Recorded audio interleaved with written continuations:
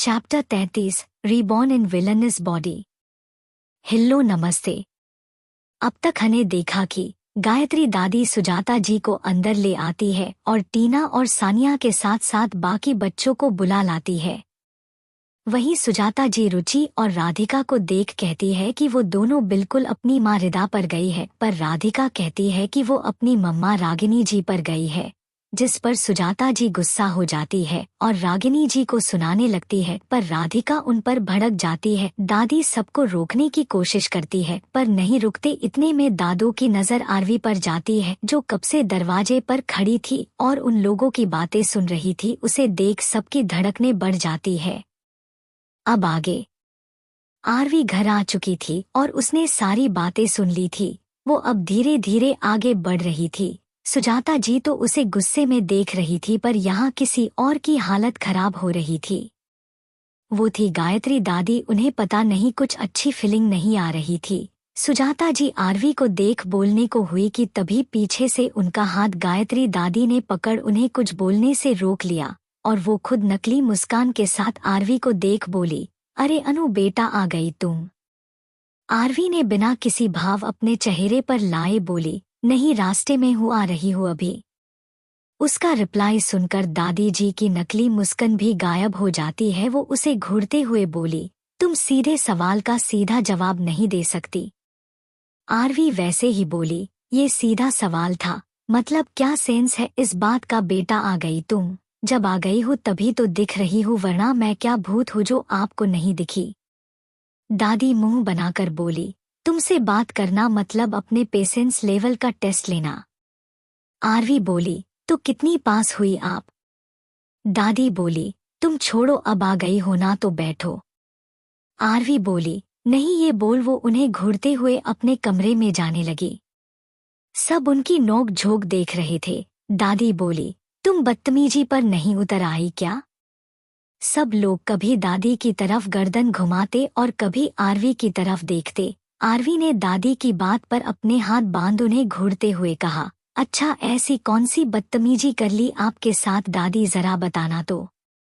दादी हड़बड़ाकर बोली, नहीं, तुम कहाँ बदतमीजी करती हो, वो तो मैं हूँ जो सबसे जबान लड़ाती हूँ। उनकी बात सुन कृष्णकांत दादू खिलखिलाकर हंसने लगे। उन्हें हंसता देखकर दादी उन्हें घूर कर देखती है और वो उन्हें फुल इग्नोर करते हुए आरवी से कहते हैं, अरे मेरे जिद्दी बच्चे, तुम ग्रेट हो। इतने साल में जो मैं नहीं कर पाया वो आपने करने दिया, मेरे बच्चे, शाबाश। उनकी बात पर सब इस बार हंस पड़े। दादी दादाजी के हाथ पर मारते हुए बोली, क्या आप भी? वही ये सब सुजाता जी से देखा नहीं जा रहा था। वो मन ही मन चिढ़ रही थी और उन्हें बहुत गुस्सा आ रहा था। वो झल्लाते हुए बोली, माँ, आपके साथ ये लड़की बदतमीजी कर रही है और आप कुछ नहीं बोल रही। आरवी ने सुजाता जी को देखा और कहा, अभी मैंने बदतमीजी की ही कहा है बुआ जी। वैसे मैंने सुना कि आप स्पेशली मुझसे मिलने आई है, तो मिल लेते हैं, आओ गले मिलो मेरी बुआ जी, कितने सालों बाद मिले हैं। सुजाता जी उसे आंखें फाड़े उसे देखने लगी। वो तो समझ ही नहीं रही थी कि ये लड़की चीज क्या है। कभी ये गुस्सा होती तो कभी सब कुछ हल्के में ले लेती है, तो कभी वो सब इग्नोर देती है, और अभी अभी वो उन्हें ठंडी नजरों से घूर रही थी जैसे वो उसे जिंदा निगल जाएगी। और अब ये इतने हंसी खुशी गले मिलने आ रही हो जैसे दो बिछड़े दोस्त एक दूसरे से मिलते हैं। अभी वो सोच ही रही थी, उन्हें अपने शरीर में झकड़न महसूस हुई। उन्होंने देखा आरवी किसी नागिन की तरह उसे लिपटी हुई थी। आरवी चहकते हुए बोली, ओह मेरी प्यारी बुआ जी, क्या बात, आप मुझसे इतना प्यार करती है कि मुझसे मिलने के लिए आप यहाँ तक आ गई, सो स्वीट ऑफ यू। ये बोल अपनी पकड़ उसने सुजाता जी पर और ज्यादा कस ली। आरवी के हाथ बुआ जी के गर्दन को जकड़ने लगे, जिससे उन्हें ऐसा लग रहा था कि उनकी गर्दन की हड्डी अभी टूट जाएगी। सुजाता जी अपने आप को छुड़ाने की कोशिश करती है, पर मजाल है आरवी के हाथ थोड़े से भी ढीले पड़े हो।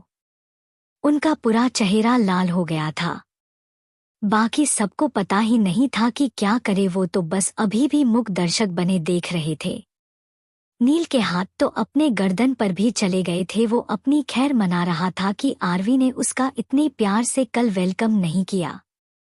गायत्री दादी ने आरवी को पीछे खींच बोली, बस अब हो गया।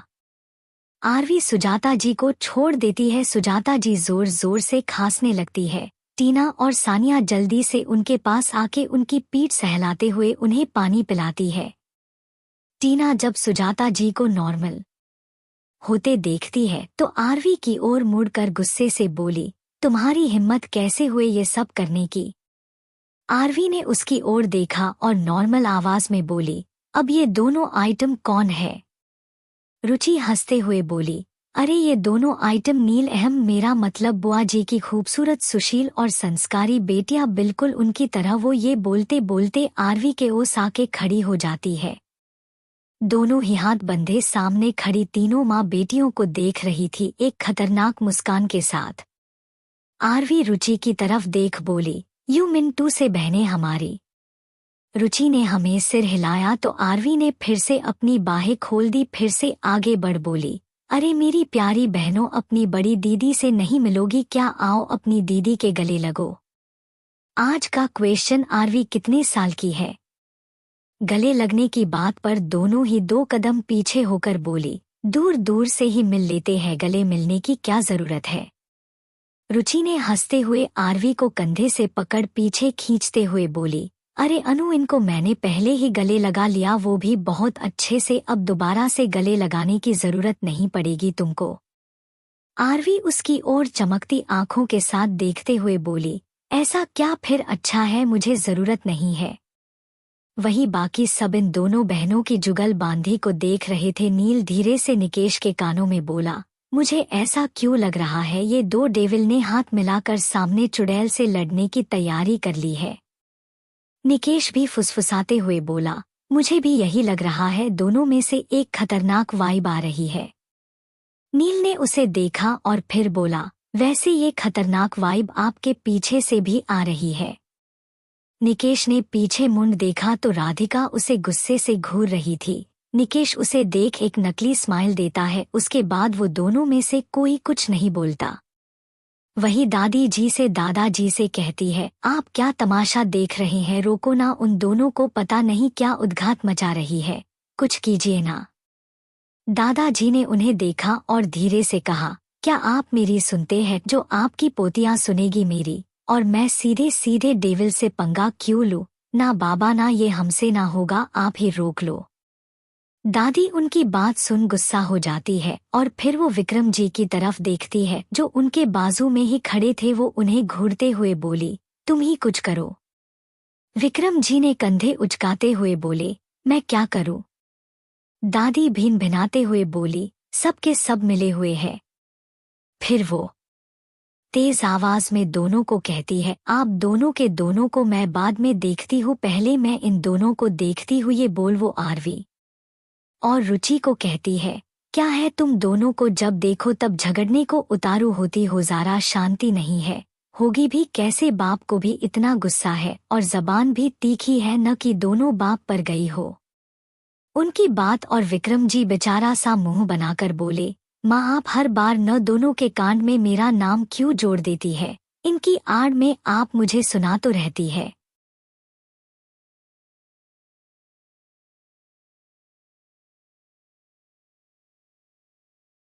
दादी उन्हें गुस्से में घूरते हुए बोली, तुम्हें सुनाने के लिए मुझे किसी के आड़ में छुपने की जरूरत नहीं, माँ हूँ मैं तुम्हारी और ये दोनों तुम्हारी ही नस्ल है। दादी ने गुस्से फूफा करते हुए कहा। उनका गुस्सा देख सब शांत हो गए, पर आरवी अपना सिर खुजाते हुए बोली, बाकी सब तो ठीक है। उसकी आवाज सुन सबका अटेंशन उसकी तरफ चला गया। वो आगे बोली, ये नस्ल का मतलब क्या है? आगे क्या होगा इस कहानी में जानेंगे अगले पार्ट में, तब तक के लिए बाय। चैप्टर 34। हाय हेलो नमस्ते। अब तक हमने देखा कि आरवी और सुजाता जी जुबानी जंग लड़ रहे थे, पर इन सब में दादी बहुत परेशान हो गई थी। यहाँ आरवी खुद को शांत दिखा रही थी और शायद अंदर से उसे बहुत गुस्सा आ रहा था, पर वो उसे शांत रखने की कोशिश कर रही थी। उसके बाद जब सुजाता जी कहती है कि वो उससे मिलने के लिए आई है तो आरवी बाहें खोल उन्हें गले लगा लेती है। वो इतनी जोर से सुजाता जी को गले लगाती है कि सुजाता जी को ऐसा लगा कि उनकी गले की हड्डी टूट जाएगी। दादी उससे उनको छुड़ाया और आरवी को पीछे खींच लिया। उसके बाद टीना और सानिया भी आरवी से उलझने की कोशिश करती है, पर रुचि उन्हें जवाब देती है। दोनों बहनें मिलकर तीनों माँ बेटियों की भरपूर बेइज्जती कर रही थी और बाकी सब इस तमाशे का मजा ले रहे थे। अब आगे आरवी और रुचि, सुजाता बुआ और उनकी बेटियों की बेइज्जती जर रही थी कि तभी गायत्री दादी तेज आवाज में कहती है कि दोनों की दोनों अपनी बाप की नस्लें हैं। आरवी बोली, वो सब तो ठीक है, पर ये नस्लें क्या है? दादी उसे एक पल के लिए देखती है और फिर अपना सिर पकड़ लेती है। उनके लिए इस लड़की को समझाना बिल्कुल भी आसान नहीं था।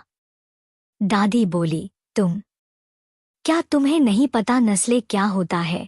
उनकी बात आरवी योसेंटलीना में सिर हिला देती है। दादी एक गहरी सांस लेकर बोली, नस्ल का मतलब है किसी के जैसा होना, उसमें से बनना, ठीक है। आरवी ने जब नस्ल का मतलब सुना तो वो कुछ सोच बोली, तो ये भी तो आपकी नस्ल के हैं ना? मतलब आपको गुस्सा बहुत आता है, इतना ही गुस्सा आपके बेटे को भी गुस्सा आता है। आपका गुस्सा इन्हें मिला और इनसे हमें बात तो एक हुई ना। दादी ने उसकी बात पर जबड़ा कस लिया और बोली, तुम लड़की। आरवी खुश होते हुए बोली, देखा देखा, आपको गुस्सा रहा है ना, इसका मतलब मैंने सही कहा था। दादी ने अफसोस से ना में सिर हिला दिया और बोली, तुम लोगों का कुछ नहीं हो सकता। एक काम करते हैं, शांत होकर बैठ जाते हैं, क्योंकि मेरा बीपी हाई हो रहा है। सुजाता जी बोली, माँ, इस लड़की ने मेरा गला दबाने की कोशिश की और आप शांति से बैठने की बात कह रही है। इसकी माँ ने रिदा को मारा और ये मुझे मारने की कोशिश कर रही थी और आप। अभी वो बोल ही रही थी, वो एकदम से नीचे गिर गई क्योंकि आरवी बिजली की तेजी से उन्हें धक्का देती हुई दादी के पास जाके खड़ी हो जाती है। दादी ने उसे अपने पास देखा तो एकदम से डर के मारे चिहुक गई। ये सब इतनी जल्दी हुआ कि किसी को कुछ भी समझने का मौका ही नहीं मिला। एक ही पल में सुजाता जी नीचे गिरी हुई थी। सब शॉकड थे। आरवी उन्हें अपनी ठंडी नजरों से घूर रही थी। सुजाता जी अपनी कमर पकड़कर खड़ी होते हुए बोली, अरे ये क्या किया, मेरी कमर तोड़ दी। फिर एकदम से अपनी माँ को देख बोली, देखा माँ, देखा, इसने मुझे धक्का दिया, आपके सामने दिया ना।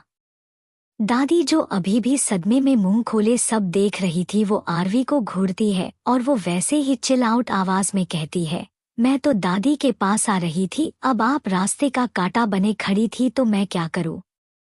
आपकी उम्र बढ़ रही है, आपको संभल कर रहना चाहिए ना, वरना कभी भी आपका ऊपर टिकट कट सकता। बुआ जी, उसने बुआ जी पर कुछ ज्यादा ही जोर देकर कहा। सुजाता जी बोली, देखा देखा माँ।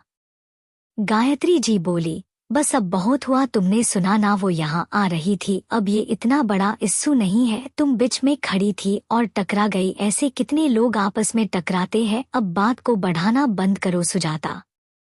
आज पहली बार था कि गायत्री जी सुजाता जी की ओर ना होकर किसी और की साइड और उनके खिलाफ हुई थी, और ये बात भी पहली बार थी कि वो उन पर चिल्लाई थी। सुजाता जी अपनी माँ के बदले रूप को देख सदमे में थी और इससे भी ज्यादा हैरानी की बात थी कि वो उन पर चिल्ला रही थी। उन्हें पता चल गया कि उनकी माँ इस बार उनकी साइड नहीं लेगी, इसलिए वो चुप हो गई।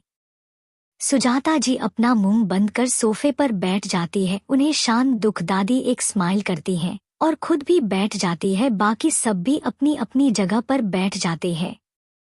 आरवी सब शांत देख बोली, मैं आती हूँ। ये बोल वो जाने को हुई कि दादी उसे रोकते हुए बोली, तुम कहाँ डॉट? आरवी बोली, कमरे में आती हूँ। राधिका बोली, यही बैठो ना, कमरे में क्यों? आरवी बोली, मेरी दवाई। अभी वो इतना बोली ही थी कि सब उसके पास आ गए। अरहान बोला, क्या हुआ बच्चा, दवाई क्यों, कुछ हुआ है? तबीयत खराब है क्या?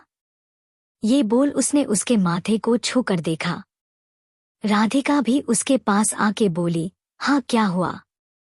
राहुल बोला, ऐसे दवाई मत लो छोटी मम्मा, आप चेक कर लो इसे, वैसे भी आजकल ये डाउन रहती है। राहुल की बात सुन रागिनी जी हाँ में सिर हिलाकर आरवी के पास आती है और उसे चेक करने को हुई तो आरवी बोली, एक मिनट। उसके ऐसे बोलने पर सबको लगा उसे पसंद नहीं आया कि रागिनी जी उसके पास आई। ये देख सुजाता जी के चेहरे पर एक कुटिल मुस्कान आ गई। रागिनी जी 2 कदम पीछे हो गई। रेयांश बोला, क्या बात है अनु तुम? आरवी बोली, कुछ नहीं हुआ है भाई, बस थोड़ा सा सिर दर्द है। कल रात को दवाई स्किप कर दी थी ना इसलिए, और यहाँ आते ही कितनी नेगेटिव एनर्जी आ गई मेरे अंदर तो सर दर्द बढ़ गया, इसलिए दवाई लूंगी तो आराम मिल जाएगा। उसकी बात सुन सब राहत की सांस लेते हैं। उसके बाद रागिनी जी बोली, तुम यहाँ बैठो मैं लेकर आती हूँ, वैसे भी मैंने तुम्हारा सामान तुम्हारे कमरे में शिफ्ट कर दिया है। आरवी उनकी ओर देखती फिर हाँ में सिर हिलाकर सोफे पर बैठ जाती है और बच्चों की तरह अपने पैर हिलाने लगती है। नील उसके बगल में बैठा था, वो उसे देख बोला, सीधे बैठो ना, हिल क्यों रही हो? आरवी बोली, तो मेरे बाजू में क्यों बैठे हो? नील बोला, ओ हेलो, मैं पहले यहाँ बैठा था, तुम आई यहाँ। आरवी ने उसे देखा, फिर सोफे एक एक साइड के रेस्ट पर अपनी पीठ टिकाकर अपने पैर नील के गोद में रख दिए और उसे देखने लगी। नील बोला, ये क्या है, पैर हटाओ। आरवी जिद्दी बच्चे की तरह बोली, नहीं। नील बोला, अरे अजीब जाबाजस्ती है, पैर मेरे हैं, तुम ऐसे कैसे नहीं हटा सकती? उसकी बात आरवी ने सुनकर भी अनसुना कर दिया और वैसे ही बैठी रही। नील उसे घूरने लगा। बाकी सब हंसने लगे उनकी लड़ाई देखकर। सावी जी किचन से फ्रूट काट कर ले आई और आरवी को देते हुए बोली, पहले कुछ फ्रूट खा लो, बाद में दवाई खा लेना। आरवी उन्हें देख बोली, पर आंटी मैं मयंक के घर से नाश्ता करके आई हूँ। सावी जी उसके सिर पर हाथ फेरो कर बोली, अरे बेटा कब से आई और कितनी एनर्जी खर्च कर दी दूसरे लोगों पर, खाना पड़ेगा ना, थोड़े से फ्रूट खा लो बाद में दवाई। आरवी ने प्लेट ले ली और खाने लगी। रागिनी जी भी उसकी दवाई लेकर नीचे आ गई और उसके लिए दवाइयाँ निकालने लगी। वो दवाई देखते हुए बोली, एक काम करो, ये रात को खानी थी, तुम अभी खा लो, कोई साइड इफेक्ट नहीं होगे। आरवी ने हाँ में सिर हिला दिया। रागिनी जी कश्मीरा जी को देख बोली, भाभी आप फ्रिज से ठंडा दूध एक गिलास में ले आएगी। कश्मीरा जी मुस्कुराते हुए दूध ले आई। आरवी ने भी फ्रूट खत्म कर लिए। रागिनी जी उसे दवाई पकड़ाई और फिर दूध का गिलास ले बोली, इसके साथ खाओ, दवाई शरीर में गर्मी देती है, इससे राहत मिलेगी थोड़ी। प्लीज फ्रेंड्स, मेरे दूसरे चैनल स्टोरी वर्ल्ड की दुनिया पर 1000 सब्सक्राइबर पूरा कर दीजिए। आरवी मुंह बनाकर बोली, दूध नहीं, मुझे नहीं पीना, कोई और तरीका होगा ना, मैंने सुना है लौकी के पानी से भी ठंडक मिलती है, तो वो ले आओ आप, ये नहीं। रागिनी जी उसे आंखें दिखाकर बोली, चुपचाप पियो और दवाई दूध के साथ लेने से अच्छा होता है। आरवी ने मुंह बनाकर मना कर दिया तो नील ने उसके पैर अपने पैरों तले दबा दिए। उसकी हरकत देख आरवी कुछ कहती उससे पहले रोहन ने उसके हाथ पकड़ लिए और रेयांश ने सोफे से होकर पीछे से उसे पकड़ लिया ताकि वो हिल ना सके। निकेश ने रागिनी जी के हाथों से दवाई और दूध लिया तो मिहिर ने आरवी का मुंह पकड़ लिया और आरवी का मुंह खुलवाया जबरदस्ती। निकेश ने दवाई उसकी मुंह में डाल दी और ढूंढ का गिलास उसके मुंह से लगा दिया, पर अभी भी आरवी नहीं पी रही थी तो राहुल ने उसकी नाक दबा दी, जिससे आरवी गटगटा के दूध पी गई। उसके दूध पीते ही सबने उसे छोड़ दिया। आरवी रोने जैसे मुंह बना लेती है और बच्चों की तरह अपने मुंह पोंछते हुए बोली, ये क्या हरकत है, छी, मेरे मुंह का सारा स्वाद बिगड़ गया। उसकी बात सुन सब हंसने लगे। अरहान ने प्लेट से एक सेब का टुकड़ा लेकर उसे खिलाते हुए बोला, कुछ नहीं हुआ तो ये खा। आरवी ने मुंह बनाकर वो खा लिया। आगे क्या होगा इस कहानी में जानेंगे अगले पार्ट में, तब तक के लिए बाय। सच सच बताना, बचपन में इस तरह से जबरदस्ती किसने किसने दवाई और दूध पिया है? मैंने तो दवाई खाई है।